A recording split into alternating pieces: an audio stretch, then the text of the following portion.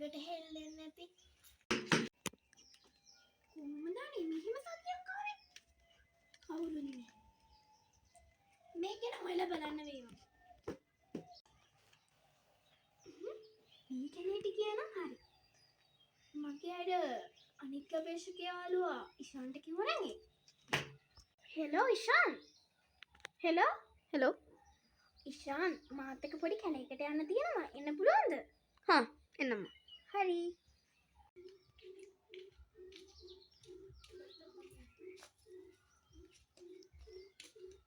ඉෂාන් ඔය ආවද? ඔව් නේද? යయ్యා මේ මේකටද යන්න ඕනේ. ඔව් අනේ ඕකට තමයි. මේකට නේද? ඕනේ. හරි. එහෙනම් මේකේ පාර දිගට යන්කෝ.